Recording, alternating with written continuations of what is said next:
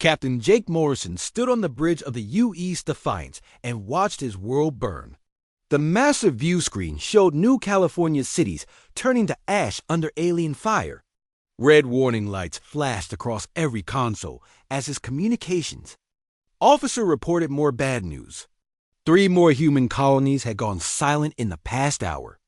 The Zephyrian Empire was winning this war, and everyone knew it. Jake's hands gripped the command chair as another explosion rocked his ship. The Defiance was the last operational dreadnought in Earth's third fleet. Around him floated the broken remains of humanity's once proud navy. Twisted metal and frozen bodies drifted past the windows like a graveyard in space. His crew worked frantically at their stations, but Jake could see the fear in their eyes. They all knew they were fighting a losing battle. Admiral Lisa Carter's voice crackled through the comm system from the planet below. Her evacuation ships were taking heavy fire as they tried to lift off from New California's surface. Thousands of civilians were still trapped in the burning cities. The Zephyrian bioships moved like living creatures through the atmosphere, their organic hulls pulsing with alien life. Every time human weapons hit them, the ships just absorbed the damage and kept attacking. Commander Ryan Blake led the rearguard action on the ground. His Marines fought street by street, building by building, buying precious time for the transport ships to escape. Jake watched the tactical display as Blake's forces slowly retreated toward the spaceport. Red dots marked fallen soldiers. There were too many red dots. The Zephyrians had been planning this war for decades. Their coalition of 12 alien species had studied human tactics and technology. They knew exactly how to counter every weapon and strategy Earth could throw at them. Their bioships adapted to laser fire by growing reflective armor. When humans used missiles, the alien vessels sprouted defensive tendrils that swatted the rockets from space like annoying insects. Jake had fought in the Outer Rim campaigns for 5 years. He had seen colony after colony fall to the alien advance. Each defeat taught the Zephyrians something new about human warfare. They learned from every battle and came back stronger. Meanwhile, human forces grew weaker with each engagement. Ships were lost faster than Earth's shipyards could replace them. Trained soldiers died faster than the academies could graduate new ones. The worst part was how the other alien species watched from the sidelines. For centuries, they had feared human expansion across the galaxy. Humans colonized worlds faster than any other species. They built bigger fleets and stronger weapons. Now those same aliens celebrated as the Zephyrians did their dirty work for them. Jake had intercepted communications between various alien governments. They were already planning how to divide up former human territory once the war ended. On the surface of New California, Ryan Blake's voice came through the static. His men had reached the spaceport, but Zephyrian ground forces were closing in fast. The alien warriors moved on 6 legs and carried weapons that fired living ammunition. When their bio rounds hit human soldiers, the creatures burrowed inside and killed from within. Blake's Marines were running low on the special ammunition needed to stop these attacks. Lisa Carter reported that the last civilian transport had cleared the atmosphere. 50,000 people had escaped, but twice that many remained trapped in the ruins below. The Admiral's voice was steady, but Jake could hear the pain beneath her words. Every evacuation meant leaving people behind. Every retreat meant abandoning human worlds to alien occupation. The tactical officer announced that Zephyrian reinforcements were arriving through hyperspace. More bioships materialized around the planet like a spreading infection. Jake counted the enemy vessels and felt his heart sink. Even if every human weapon found its target, they could not win this fight. The math was simple and brutal. Jake thought about Earth, humanity's homeworld, still light years away. Would the planet's defenses hold when the Zephyrians arrived? The orbital stations were strong, but not strong enough. Earth's ground-based weapons were powerful, but the aliens had already proven they could adapt to any human technology. Every battle brought the enemy closer to humanity's ultimate defeat. The communications officer suddenly straightened at her station. She was receiving a priority transmission on a channel Jake had never seen before. The message was heavily encrypted and came from somewhere deep in the Sol system. Jake watched as she decoded the signal. Her face went pale as she read the contents. Dr. Amanda Wells appeared on the screen from what looked like an underground facility. Jake had never seen her before, but her security clearance was higher than his own. Behind her, banks of computers hummed with activity. Technicians in white coats moved between the machines with urgent purpose. Amanda's message was brief, but it changed everything. Protocol Lazarus was now active. Phase 2 would begin immediately. All fleet commanders should maintain current positions and continue standard operations. Additional instructions would follow within 24 hours. The transmission ended as suddenly as it had begun. Jake stared at the blank screen. He had never heard of Protocol Lazarus or any Phase 2. The message suggested that humanity's apparent defeat was not what it seemed. Perhaps Earth's leaders had been planning for this moment all along. Perhaps the galaxy was about to learn that counting out humanity had been a very big mistake. General Kevin Stone opened his eyes to red emergency lighting and the hiss of escaping gas. The cryogenic pod around him split open with a soft click. Cold air rushed into his lungs as he sat up slowly. His body felt stiff after decades of frozen sleep, but his mind was sharp and focused. Around him, thousands of other pods were opening in perfect sequence. The massive underground chamber filled with the sounds of awakening. Kevin stepped onto the metal floor and immediately felt the vibration of huge machines coming online. Deep beneath Mars' surface, Project Genesis was finally beginning. He had been waiting for this moment since 2341, when Earth's Secret Council had first approved the plan. While the galaxy watched humanity expand across the stars, the real work had been happening in hidden facilities like this one. Dr. Peter Hayes approached with a tablet showing system status reports. Every indicator was green. The sleeper networks were responding perfectly across all human space. Kevin nodded with satisfaction. They had spent 40 years preparing for this exact scenario. Every defeat in the current war had been calculated. Every retreat had been planned. The Zephyrians thought they were winning, but they were actually following a script written by human strategists decades ago. Marine Colonel Tracy Johnson reported from the communications center. Sleeper cells were activating on schedule throughout the galaxy. On Kepler Prime, construction crews were revealing hidden weapon factories beneath civilian buildings. On New Geneva, peaceful farmers were opening concealed armories that had been buried for 30 years. Even on worlds already conquered by the Zephyrians, human agents were beginning their real work. Kevin walked through corridors carved from solid rock. The facilities stretched for kilometers in every direction. Entire cities existed down here, complete with factories, laboratories, and training centers. The people awakening around him were not refugees or survivors. They were Earth's best scientists, engineers, soldiers, and strategists. While their colleagues fought the visible war above, these men and women had prepared for the invisible war that was about to begin. Engineer Lucas Martinez powered up technologies that would have seemed impossible just hours ago.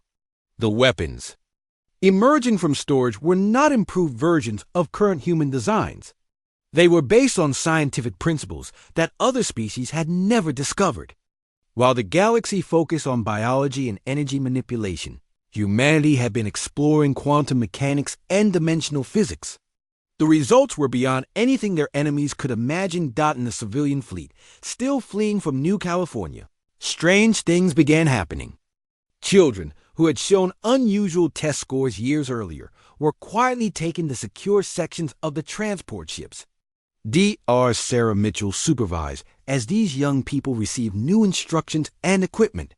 Their families had been told the children were gifted students. The truth was far more complex. These children were the next step in human evolution. Through careful genetic selection and enhancement, they possessed abilities that seemed almost magical. Some could process information at speeds that rivaled advanced computers.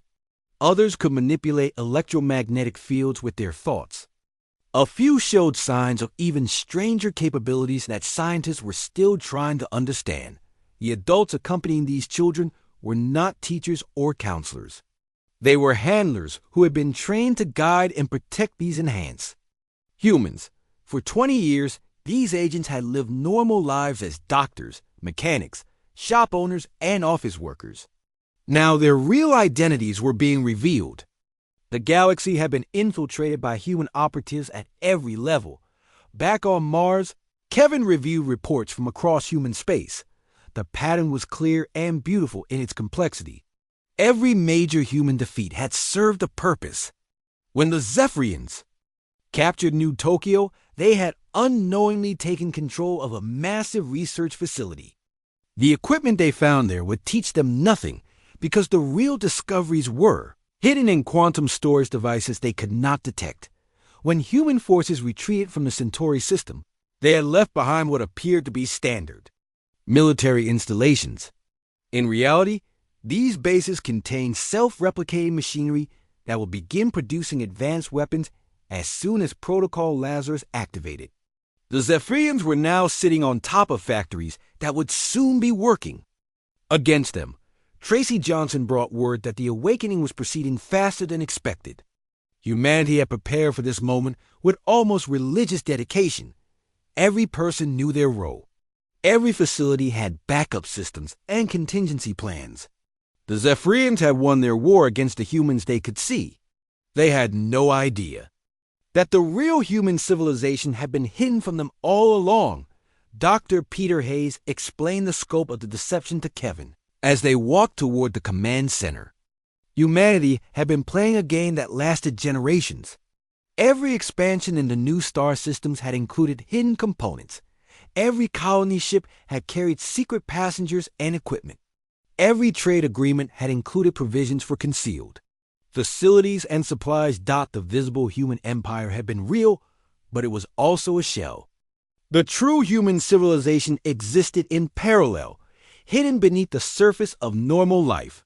Millions of people had lived double lives for decades. They worked normal jobs, raised families, and participated in society while secretly preparing for this day. Their sacrifices had made the current moment possible. Lucas Martinez reported that the first wave of new weapons was ready for deployment. These devices used principles that would revolutionize warfare across the galaxy. Instead of simply destroying targets, they could convert enemy equipment to human control. Zephyrian bioships would find their own systems turning against them. Alien weapons would refuse to fire on human targets. Kevin smiled as he looked at the tactical displays. The Zephyrians had made a fundamental mistake. They had assumed that humans thought like other species. They expected humanity to fight with conventional strategies and familiar technologies. Instead, humans had created something entirely new. They had built a civilization that could hide in plain sight and strike from impossible directions. Galaxy thought the human story was ending. In reality, the real story was just beginning. Phase 2 would show every species what humans could accomplish when they stopped pretending to be ordinary. The Zephyrians had wanted to eliminate the human threat. Instead, they had activated it. Admiral Crax 9 stared at the sensor readings with growing confusion. The bio-neural network that served as his brain processed the impossible data 3 times before accepting it as real. Human settlements that his forces had completely destroyed were now transmitting active signals. Ships that had been confirmed as space debris were appearing on long-range scanners. The victory celebration on his flagship had stopped as similar reports came in from across Zephyrian space. The admirals. Communication organs fluttered with agitation as he demanded answers from his subordinates. None of them could explain what was happening. Their bioships had perfect sensory systems that could detect life signs from millions of kilometers away. They had watched human cities burn and confirmed that no survivors remained. Yet somehow, these dead places were coming back to life. Captain Tony Rodriguez stood on the bridge of the UES Phoenix and smiled at the confusion in the alien transmissions his crew was monitoring. The Phoenix officially did not exist. According to all records, This ship and her crew had died in the Battle of Wolf 359 years ago. The funeral services had been broadcast across human space. Tony's own family believed he was dead. The truth was far more interesting. The Phoenix was one of hundreds of ships that had been secretly constructed in hidden shipyards. While the Galaxy watched humanity build conventional vessels, the real fleet was taking shape in locations that did not appear on any star chart. These ships used technologies that other species could not even imagine. Tony explained the situation to his crew as they prepared for their first mission. Humanity had been playing a game that lasted generations. Every major battle had been carefully planned to give the enemy exactly the information humans wanted them to have. Every defeat had taught the aliens to expect certain behaviors and capabilities from human forces. Now those expectations would become deadly traps. Dr. Helen Brooks addressed a gathering of newly awakened humans in a massive auditorium deep beneath Europa. The audience included scientists, soldiers, engineers, and civilians who had all volunteered for this moment decades ago. They had given up normal lives to become part of humanity's greatest secret. Now their time had finally come. Helen explained what made humans different from every other species in the galaxy. Other races adapted to their environments by changing their biology or their behavior. Humans did something far more dangerous. They changed their environment to suit their needs. They didn't just survive challenges. They turned challenges into opportunities for growth and improvement. This ability went beyond simple tool use or technology. Humans could fundamentally alter themselves and their surroundings at the molecular level. They could manipulate matter and energy in ways that seemed to violate the laws of physics. Other species saw this as impossible because their brains were not structured to comprehend such possibilities. Lieutenant Colonel Danny Wright led the first counterstrike against the Zephyrian patrol near the ruins of New Beijing.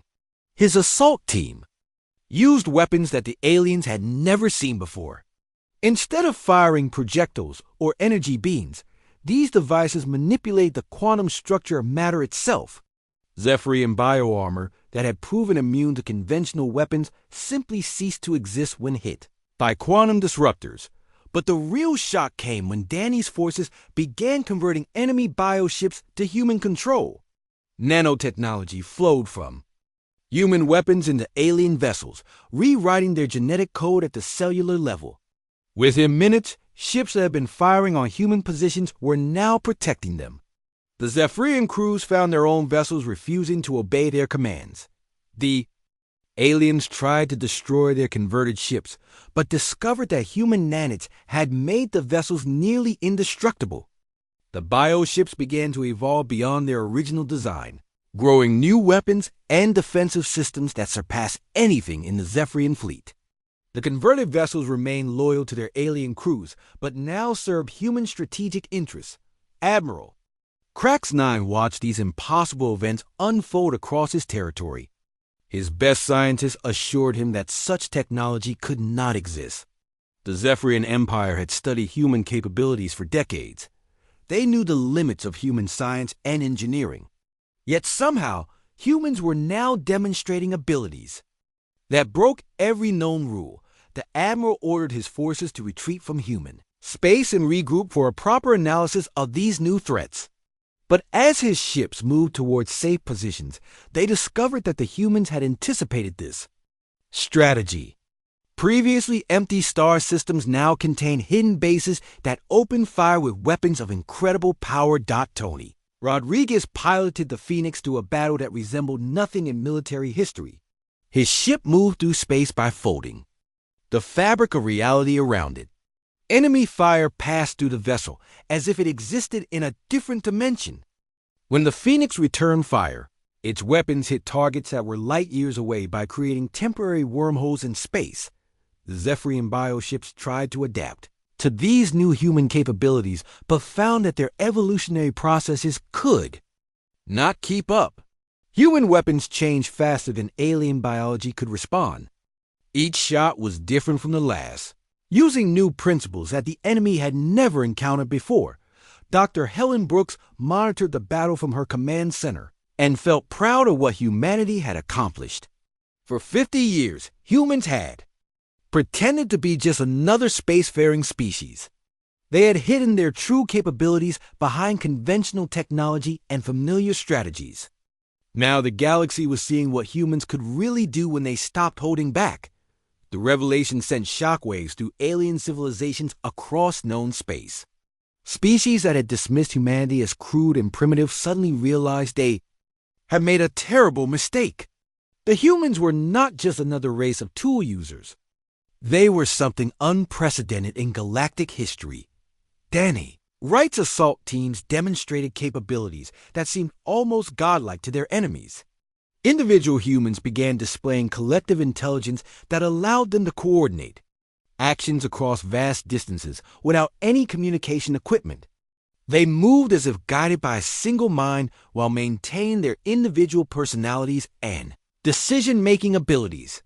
The Zephyrian Empire had wanted to eliminate humanity because they fear human expansion and aggression. Instead, they had awakened something far more dangerous. They had forced humans to reveal abilities that would reshape the nature of existence itself. The galaxy would never be the same. Admiral Krax 9 sent desperate messages to his superiors, warning them that the war had fundamentally changed. The humans they were fighting were not the same species that had been losing battles for the past 5 years. These were beings whose true nature had been hidden behind carefully constructed illusions. The Zephyrians had not been winning a war. They had been participating in a test that they were now failing badly. Captain Nicole Barnes commanded a fleet that should not have been possible. The ships under her control moved through space by manipulating the fundamental forces that held reality together. They did not travel faster than light. They convinced light to travel slower so they could keep up with it. Her vessels existed in multiple dimensions simultaneously, making them nearly impossible to target or destroy. Nicole watched as her tactical display showed the complete collapse of Zephyrian defenses in the Vega sector. The alien bioships that had seemed so formidable just weeks ago were now helpless against human technology that operated on principles they could not comprehend. Every battle was becoming a demonstration of how little the galaxy truly understood about human capabilities. Dr. Gary Phillips prepared to broadcast a message that would change galactic civilization forever. From a transmission station hidden in the asteroid belt, he would explain to every species what humanity really was. The revelation would terrify some civilizations and inspire others, but none would ever see humans the same way again. Gary's message began with a simple statement that shattered everything the galaxy thought it knew. Humans were not just another species that had developed spaceflight and advanced technology. They were a race that had been specifically shaped by evolution to become the ultimate survivors and adapters. Every challenge they faced only made them stronger, more creative, and more dangerous. The proof was in their history. Other species developed slowly over millions of years, gradually adapting to their environments through biological changes. Humans had transformed themselves and their world in just a few thousand years through pure force of will and intelligence. They had gone from primitive hunters to galactic explorers in a time span that other races considered impossible. But the real revelation was what humans could do when they truly worked together. Individual humans were impressive enough, but when they united their consciousness while maintaining their separate identities, they became something that transcended normal understanding. They formed a collective intelligence that could operate across multiple dimensional levels simultaneously. Commander Ashley Turner led human forces that demonstrated this terrifying capability during the siege of Rigel Station. Her troops did not just coordinate their actions through communication devices. They shared thoughts and experiences directly, creating a group mind that could process information and make decisions faster than any computer system. When the Zephyrians tried to jam human communications, they discovered that their efforts had no effect. The humans were not using radio waves or quantum entanglement to stay connected. They were operating on a level of reality that alien science had never explored. Ashley's soldiers moved as one organism while remaining completely individual. In their thoughts and personalities, the battle at Rigel Station became a showcase for human evolution in real time. When faced with Zephyrian bioweapons that adapted to counter-human tactics, Ashley's forces did not retreat or change their strategy. Instead, they evolved their own capabilities to match the threat. Individual soldiers began displaying new abilities that they had never possessed before. Some humans developed resistance to alien biotoxins by rewriting their genetic code during combat. Others learned to manipulate electromagnetic fields with their minds, turning enemy weapons against their users. A few soldiers began phasing in and out of normal spacetime, making them impossible to hit while allowing them to strike from unexpected angles. Major Brad Collins witnessed the most incredible demonstration of human potential during the final assault on the station. When his unit was surrounded by overwhelming Zephyrian forces, something remarkable happened. The individual human consciousness began expanding and merging without losing their separate identities. 20 soldiers became a single entity that thought with 20 minds. This collective being possessed capabilities that seemed to violate every law of physics. It could exist in multiple locations simultaneously, manipulate matter at the atomic level, and process information at speeds that rivaled artificial intelligence systems. The Zephyrians found themselves fighting an enemy that could predict their actions before they made them, and counter their strategies before they were implemented. Sight of humans transcending their individual limitations sent shockwaves through the alien forces. The Zephyrians had based their entire war strategy on the assumption that humans were bound by the same physical and mental constraints as other species. Now they were discovering that humans had no real limits at all. Gary Phillips continued his broadcast to the galaxy, explaining that what they were witnessing was just the beginning. Humanity had been restraining itself for centuries, pretending to be ordinary so other species would not feel threatened. The current war had forced them to abandon this deception and reveal their true nature. Every species in the galaxy would now have to make a choice. They could evolve alongside humanity and become part of something greater than they had ever imagined. Or they could remain as they were and watch as the universe left them behind.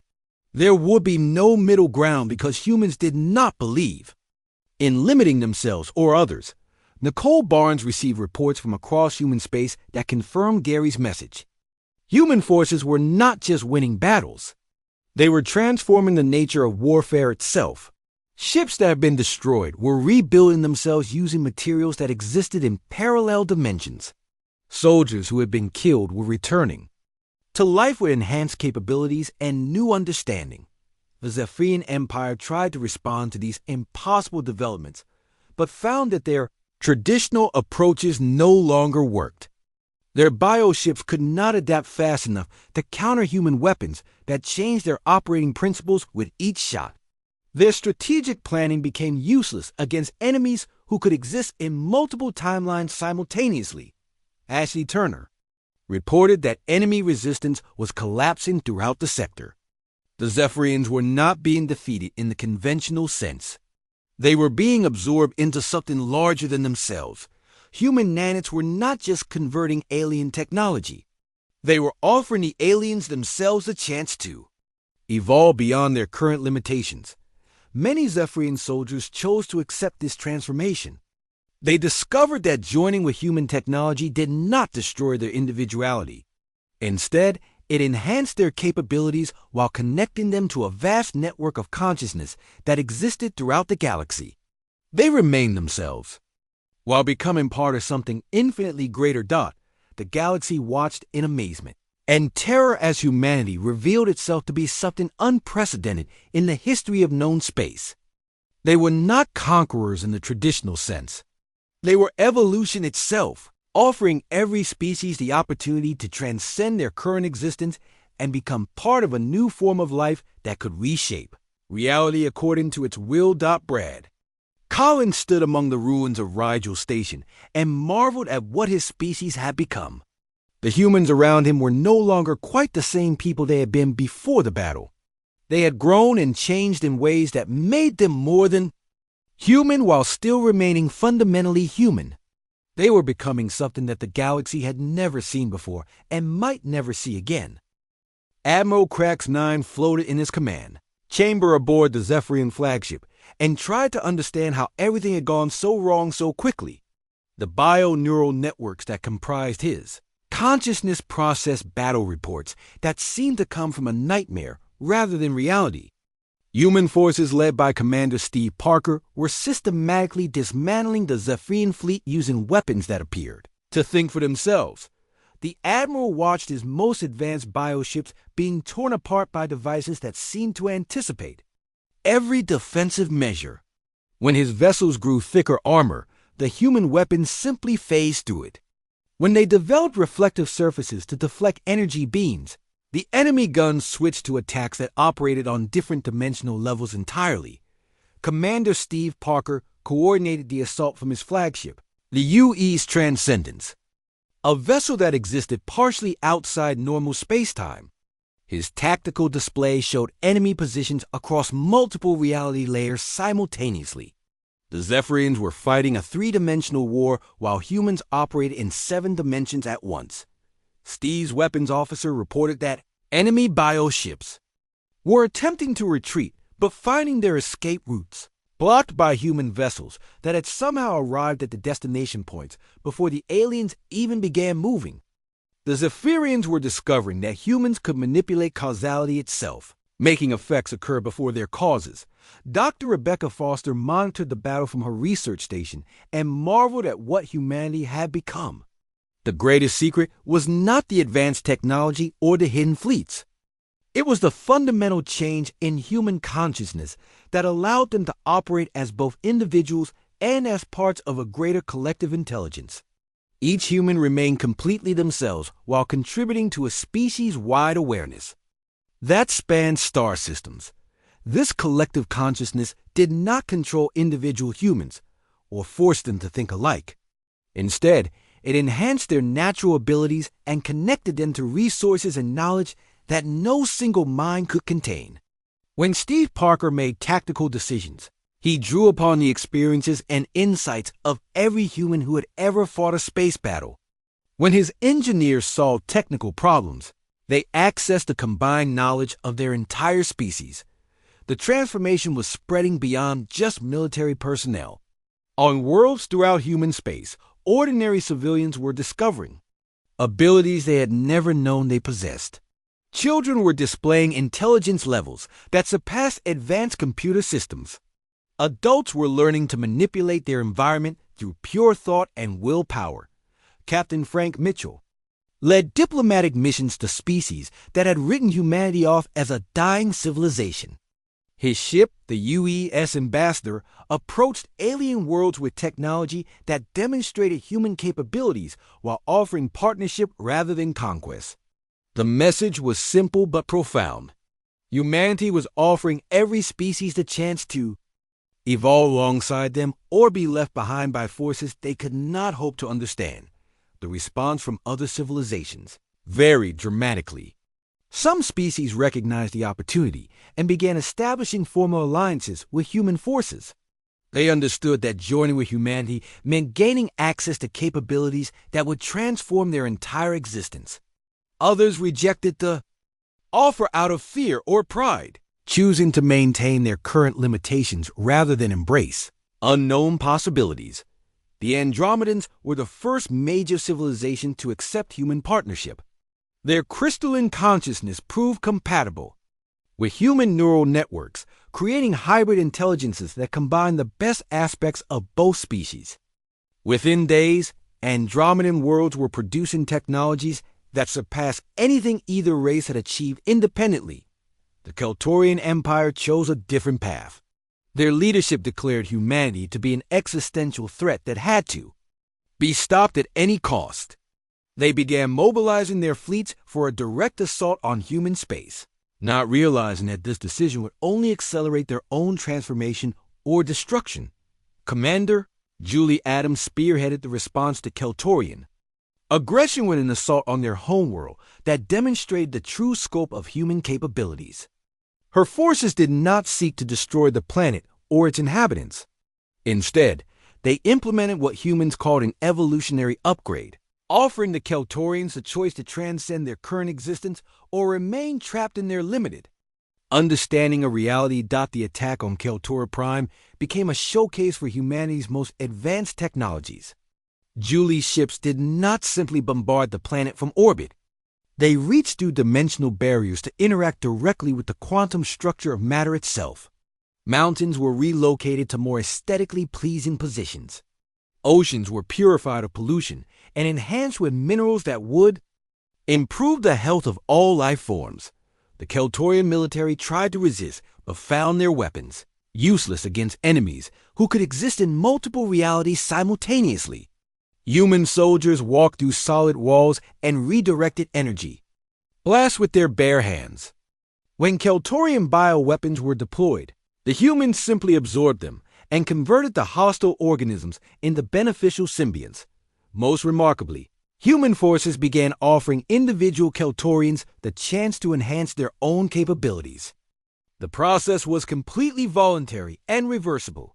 Those who chose to accept found their intelligence, strength, and sensory abilities increased far beyond their original limits. They remained fundamentally Keltorian while gaining access to human collective consciousness.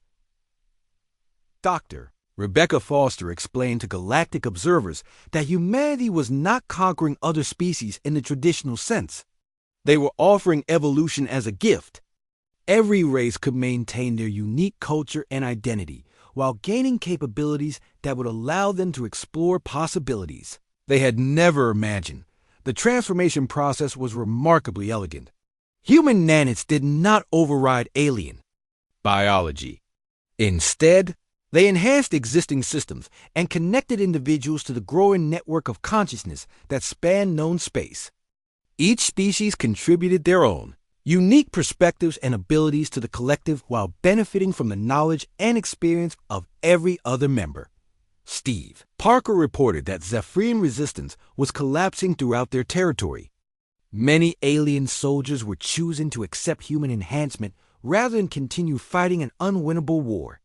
They discovered that joining the human collective did not mean losing their identity. Instead, it meant becoming more themselves than they had ever been before. The galaxy watched in amazement as species that had been enemies for millennia began working together under human guidance. Ancient conflicts were resolved not through conquest or diplomacy, but through the simple recognition that all conscious beings share common goals and interests. When freed from the limitations of their original existence, Frank Mitchell established contact with civilizations that had remained neutral during the war. His message was consistent wherever he went. Humanity was not seeking to rule the galaxy. They were offering to help every species transcend their current limitations and become part of something greater than any of them could achieve alone. The choice facing every civilization was becoming clear. They could evolve alongside humanity and help shape the future of consciousness itself, or they could remain as they were and watch as the universe moved beyond their ability to comprehend or participate in it. There would be no middle ground because humans had learned that growth and change were the only constants in existence. Admiral Jake Morrison stood on the bridge of his new flagship and marveled at how much had changed in just 6 months. The UES evolution was not built from metal and circuits like the old Defiance. Instead, it grew from living materials that responded to his thoughts and intentions. The ship was as much a part of him as his own body, and he was as much a part of it as any other component. Around him, his crew worked at stations that flowed and shifted to match their needs. The bridge existed in multiple dimensions simultaneously, allowing them to monitor events across vast distances of space and time. Jake could see the positions of every ship in his fleet, the status of colonies throughout human space, and the progress of transformation projects on dozens of worlds. War that had seemed so desperate just months ago was now remembered as humanity's graduation ceremony. The Zephyrians had unknowingly provided the crisis that forced humans to abandon their pretense of being ordinary. What the galaxy had witnessed was not conquest in any traditional sense. It was evolution accelerating to match the needs of conscious beings who refused to accept limitations. Dr. Amanda Wells coordinated the integration of 47 alien species into humanity's expanding collective consciousness. Her facility on Mars had grown far beyond its original underground chambers. Now it extended through dimensional folds that connected to research stations throughout the galaxy. Scientists from dozens of worlds worked together on projects that would have been impossible for any single species. The process of joining the human collective had proven to be remarkably gentle and respectful. Each species maintained their unique cultural identity while gaining access to capabilities they had never imagined. The Zephyrians, once humanity's greatest enemies, were now among the most enthusiastic participants in the transformation. Amanda watched as former Zephyrian Admiral Krax-9 collaborated with human engineers on a project to terraform dead worlds using consciousness-directed matter manipulation. The aliens' bio-neural networks had adapted beautifully to human enhancement, creating hybrid thought processes that surpassed what either species could achieve alone. Commander Ryan Blake supervised the reconstruction of worlds that had been damaged during the war. His teams did not simply repair the destruction. They improved upon the original designs, creating environments that were more beautiful and functional than anything that had existed before. Mountains were sculpted into artistic masterpieces. Oceans were enhanced with minerals that created spectacular light displays. The former battlegrounds had become laboratories for exploring what conscious beings could accomplish when they worked together without the constraints of fear and competition. Ryan's engineers could reshape continents with their thoughts and create new forms of life that existed solely to increase the beauty and wonder of existence. Captain Tony Rodriguez piloted survey missions to regions of space that had never been explored. His ship, the UES Pioneer, could travel to parallel dimensions and alternate timelines, mapping realities that previous generations of explorers could never have imagined. Each mission revealed new possibilities for growth and expansion. Tony's crew included members from 12 different species, all enhanced by human technology but retained their original natures and perspectives. The diversity of viewpoints allowed them to perceive aspects of reality that no single race could detect. They were not just exploring space. They were discovering new ways of existing. The galaxy's response to humanity's transformation had varied dramatically.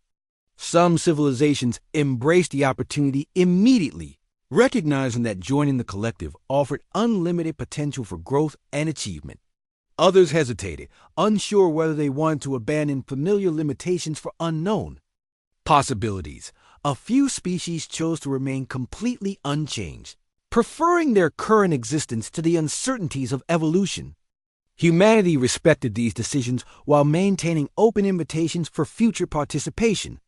No one was forced to change, but the opportunities remained available for any who chose to accept them. Dr. Amanda Wells received regular reports from worlds throughout known space. The transformation was accelerating as more species recognized the benefits of enhancement. Children born into the collective displayed capabilities that seemed magical to previous generations. They could manipulate matter at the molecular level, communicate across vast distances without technology, and perceive reality in ways that expanded the understanding of existence itself. These enhanced beings remained fundamentally connected to their original species while participating in something infinitely larger. A human child could access the memories and knowledge of ancient alien civilizations. An alien youth could draw upon thousands of years of human creativity and innovation. The boundaries between species were dissolving while their unique characteristics were preserved and celebrated. Jake Morrison contemplated the view from his bridge as Earth appeared on the main display. The planet was no longer just a world but a node in a vast network of consciousness that spanned multiple galaxies. Humanity's homeworld pulsed with energies that connected it to Countless other worlds and dimensions dot the transformation of Earth. Itself had been remarkable. The oceans now glowed with bioluminescent organisms that had been designed by collective consciousness to create patterns of incredible beauty. The continents had been resculpted to optimize both natural beauty and functional efficiency. Cities existed as living entities that grew and adapted to meet the needs of their inhabitants. Ryan Blake reported that construction was beginning on humanity's most ambitious project yet. The collective had decided to create an entirely new type of world, one that existed simultaneously in multiple dimensions and could serve as a meeting place for consciousness from throughout the universe. The project would require resources and knowledge from every species in the collective. Tony Rodriguez transmitted data from his latest exploration mission. His team had discovered evidence of other collectives in distant galaxies, beings who had undergone similar transformations in their own regions of space. The implications were staggering. Humanity might not be unique in their evolution, but part of a larger pattern of conscious development throughout the universe. The revelation suggested that consciousness itself was evolving on a cosmic scale. Species throughout the universe were transcending their original limitations and becoming part of something that operated on levels beyond current understanding. Humanity had joined a process that might be fundamental to the nature of existence itself. Amanda Wells coordinated preparations for contact with these distant collectives. The communication methods would need to operate across impossible distances and dimensional barriers. The conversations would involve forms of consciousness that might be beyond current human comprehension. Even with all their enhancements, Jake Morrison smiled as he considered what lay ahead. The galaxy had thought humanity was finished when the Zephyrians began their war of extermination. Instead, the conflict had catalyzed a transformation that was spreading throughout known space and beyond. Humanity had not simply survived their apparent extinction. They had used it as an opportunity to become something greater than anyone had imagined possible. The real adventure was just beginning. The universe was vast and full of possibilities that no single species could explore alone. But working together, enhanced by technologies and capabilities that transcended normal limitations, there was no telling what conscious beings might accomplish. The galaxy had learned that trying to destroy humanity was not just impossible but counterproductive. Humans did not simply overcome challenges. They transformed challenges into opportunities for growth, turning every crisis into a chance to become something better than they had been before. And now, every species in the collective shared that same unlimited potential for evolution and transcendence.